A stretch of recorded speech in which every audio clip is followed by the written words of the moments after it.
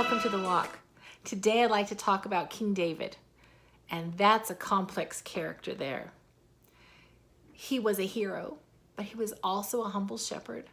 He was a warrior, but he was also a very contemplative poet and musician.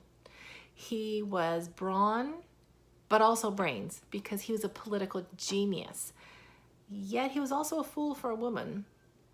He was a pious man after God's own heart, yet he was also an adulterer and a murderer. He was just as legendary as he is real. And this is part of why I think we love King David. He is human. He's not afraid to say he's afraid or he feels dread. He admits his shortcomings and his faults and his sins. He is a very well-rounded and real person. He's very transparent. We look at the story of David, we see the good, bad, and the ugly. And overall, we see a real man of God. Now contrast that with the pharaohs of Egypt. Now, they were nothing like King David or the kings of Israel. In fact, Pharaoh considered himself a god, a deity, and deities did not have mundane things such as bodily functions to worry about. So it was very convenient that Pharaoh had to bathe several times a day in the Nile. So none of the people were any wiser. So Pharaoh's God charade was quite a bit different than the reality and the humanity that David reveals in his life. I can't help but think how funny it must have been for Pharaoh when the Nile turned to blood in the plagues of Egypt, because that's one way of calling him out. And he couldn't go there to hide his humanity anymore. David ushered in what was known as the golden age of Israel. Saul was handed, upon the beginning of his kingship, a whole lot of tribes that were not necessarily united. And one thing Saul did do was he united Israel. And then David, when he took over the throne, he had a united kingdom, but it was still suffering a lot of damage after the death of Saul. And there was a shattered kingdom involved. And some of the north territory, he had to struggle to maintain control of, being that he was further south. This was before, of course, phone and easy travel. Now we know of David's dealings with the Philistines. And so he was subduing them in a way of bringing peace to the kingdom. This is also a time of building, construction, building the infrastructure of Israel. However, sadly, and beginning with Saul and really continuing quite heavily with David, women are used as pawns more so than ever in Israel's history. And this is a really sad part of Israel's history. Israel becomes more like other nations, and whereas Saul was appointed to be the servant king that he never really was able to be, that paradigm is gone. They wanted a king like other nations, and David is kind of like a king of other nations, and he is that warrior king that they wanted. Where Saul was a Benjamite, David was from Judah. When Saul's son, Ishbosheth, was going to take the throne and he was assassinated, David killed those who assassinated him, saying, "You didn't do me any favors because you killed a righteous man." And that was the line of God's anointed. Even though he was anointed, he let it be known and established he was not behind that. However, we have to take another look at how he really treated the house of Saul, because there was still a war between the house of David and the house of Saul. It wasn't just David and Saul. It was the house of David and the house of Saul. So David ushered in a time of prosperity. Saul was a Benjamite. Now David was of the tribe of Judah. In fact, David is to be the direct ancestor of the Messiah, Jesus Christ, who came many years later. We know that David had a ruddy reddish complexion, and that's all we know about the physical attributes of David. He wasn't the giant that Saul was. So David was not the oldest, he was the youngest. He wasn't even a leader in his own family. But we do know that, like all anointed kings, he was a prophet.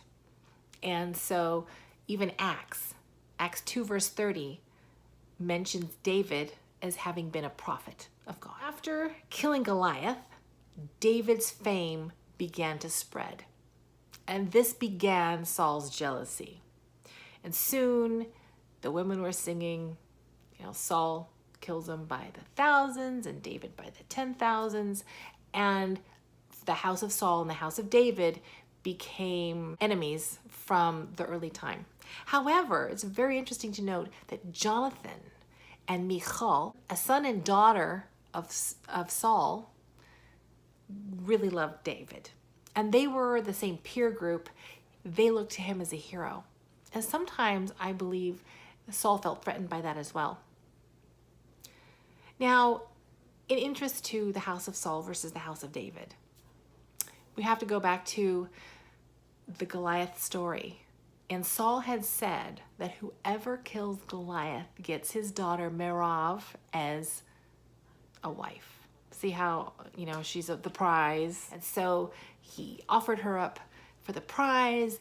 David kills Goliath, and Saul's like, oh, I changed my mind. I don't really want to give her to you. And so he gives her to someone else.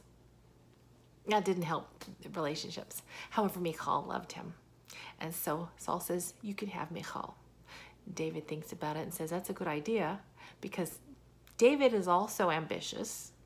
And this is a good step for him. This is the king's daughter. There's a dowry involved. Saul is very tricky. And so he says, I need not money, but 100 foreskins from the Philistines. That's a weird dowry. I remember as a child, my grandparents would tell me about a war that was in Samoa. And there was, she was taken to a safe place as a young girl by her teacher. And they watched. And some of warring villagers came and raided her village. The country was divided between, two main chiefs. And so the opposing warriors had come through her village. Now, she used to make paper flowers. And when she saw the warriors coming, marching by with paper flowers in their hair, she knew that they had raided her village. And so the teacher that was with her was very curious and said, oh, they're carrying a bag. And I wonder what's in the bag. So they went up to these villagers and said, can we look in your bag?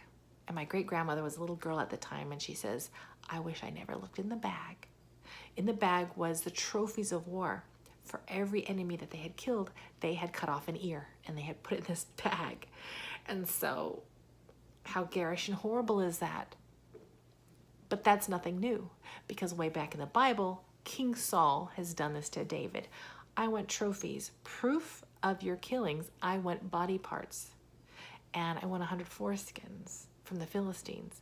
Now, you might get an ear off of someone alive, but to get a foreskin, you're gonna probably have to kill him.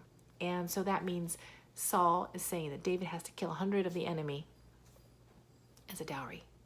And Saul's probably thinking, chances are pretty good that David could get injured or killed in this feat of killing 100 of the enemy.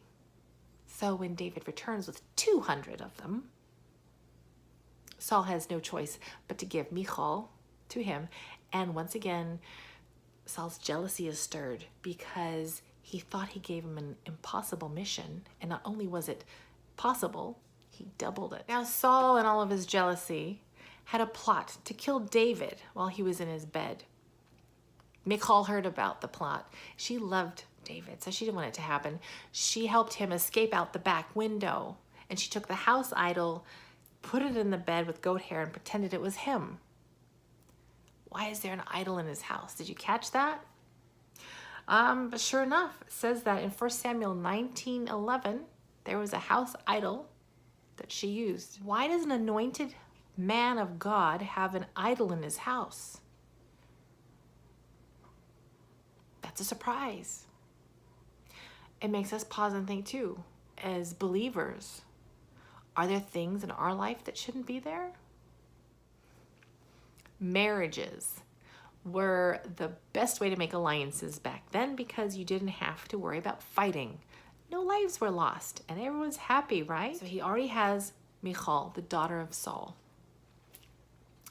After this, he realized he was having a hard time controlling the northern kingdoms, and he needed some alliances in those northern kingdoms. He marries women from all of those areas up north that were causing him problem. Those places were Jezreel, Carmel, and Geshur. He had delegates now from those areas from the families he married into. And also he had loyalty that he could count on as all part of the family. Michal, as the daughter of Saul, would have borne children that even though they were of the house of David, they would be the seed of Saul. And David knew this. So we read of a time where the ark is returned to Israel, and David, in his glee and praising the Lord, is dancing and swirling and praising God. And in doing so, some skin was exposed, little more than Michal thought was dignified as a king. And she saw the young women laughing or whatnot. And so, as most wives do, remind the husband, hey, that wasn't so great. Kind of don't do that again. Instead of dismissing it, he uses that as an excuse to never sleep with her again. He denies her the privilege of ever having a child. Basically, he kind of divorces her without allowing her the freedom of starting fresh. She is the shunned wife for the rest of her life. She cannot bear children now. And he has assurance that through her there will be no more seed of Saul. Now, why is he so worried about the seed of Saul? He is. Because even though he's the anointed king, in the back of his head, he knows that the people might be thinking in the back of their head that perhaps they will put someone of the line of Saul on the throne because Saul was an anointed king as well. And because he is, even though he's a man of God, he's still very much a man of the flesh. And part of the worry that comes with that is maintaining pride and power because he's a king. Now, poor Michal, she would be cut off with no children. And Saul knew this, and I'm sure she complained to her father. So her father took her back. Now, we have to remember, back in the old days, marriage and divorce is not the same as today. Too many times, people will they'll cut and paste things from the Bible about marriage and divorce and paste it in today without interpreting the context of it. And it causes problem. So this was not a divorce. A father could take a woman back if he believed the bridegroom had failed on his end of the ketubah, or the contract, because a marriage was a contract, and each side had to hold up their bargain or it was null and void. She was not allowed to have a child. He breached the contract, and so Saul took her back. She was not considered a divorcee. Same with abuse. If a woman was abused, a father could take her back, and she was not a divorcee, and he could give her to someone else. That's different than today. Today, a woman gets abused, she divorces, and she has the stigma of divorcee on her. And sometimes she has hassle about remarriage and such, especially within the church. And none of that is actually biblical. And we're running out of time, so now go to part 2.